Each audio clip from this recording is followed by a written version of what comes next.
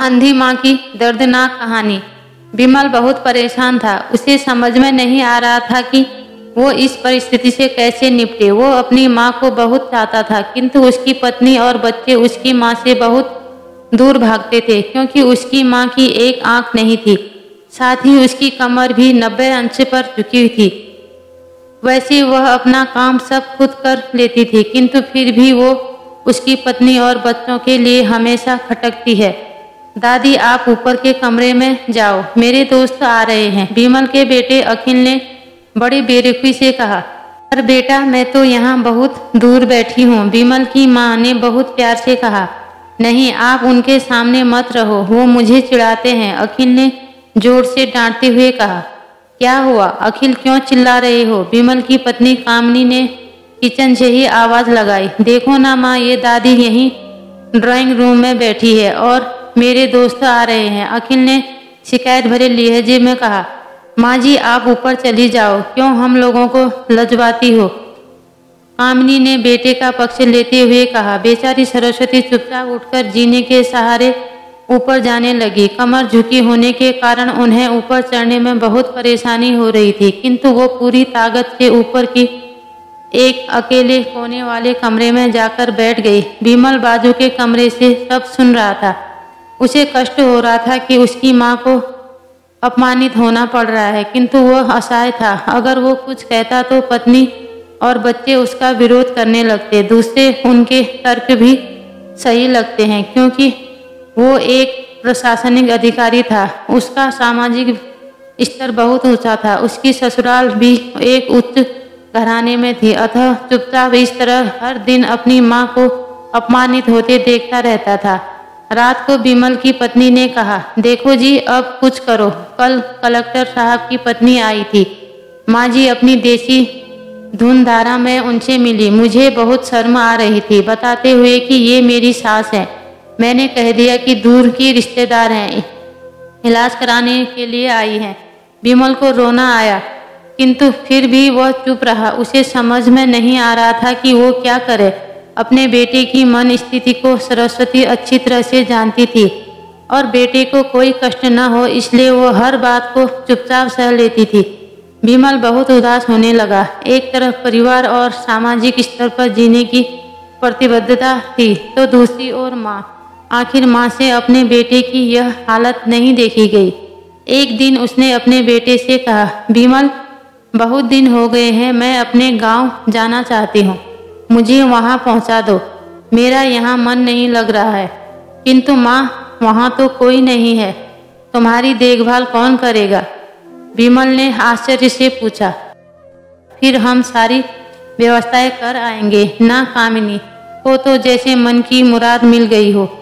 हाँ बेटा, बहुत सही कह रही है, सरस्वती ने लंबी सांस लेते हुए कहा। विमल जानता था कि गांव में माँ की देखभाल करने वाला कोई नहीं है, लेकिन अपनी पत्नी की जिद के कारण वह अपनी माँ को गांव छोड़ने पर विवश हो गया। माँ को गांव छोड़कर आते वक्त उसने रोना आ रहा था तथा अपनी बेबसी पर गुस्सा भी आ रहा था, किंतु परिवार, पत्नी और समाज ने उसके इन मनोभावों को दबा दिया और वो सुकून सा महसूस करने लगा। कुछ दिनों के बाद उसके चाचा, जो अमेरिका में रहते थे, आने वाले थे।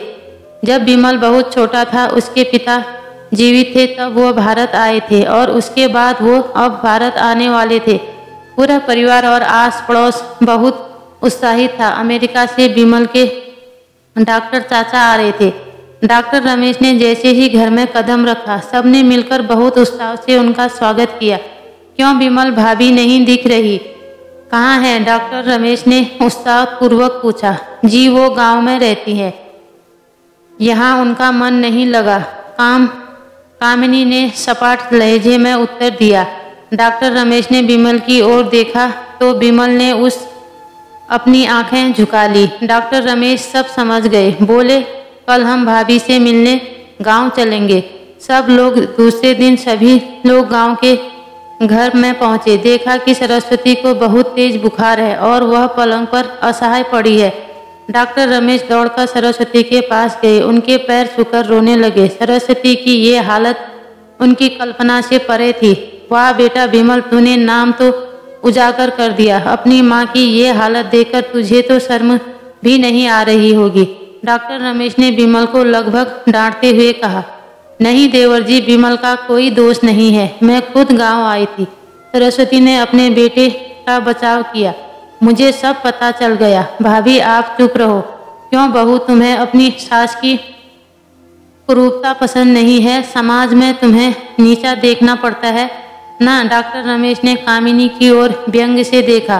कामिनी नितुर होकर विमल को देखने लगी। आज तुम जिस सामाजिक स्तर पर हो वह इन्हीं के संघर्षों की देन है। और बेटा विमल, तुम्हें शायद मालूम ना हो कि बचपन में जब तुम 1 साल के थे तब छत से नीचे गिरने के कारण तुम्हारी एक आंख फूट गई थी और तुम्हारी रीढ़ की हड्डी में भी समस्या थी। तब तुम्हारी इस कुरूप माँ ने अपनी एक आंख और अपना वॉन मेरे तुम्हें देकर इतना सुंदर स्वरूप दिया था।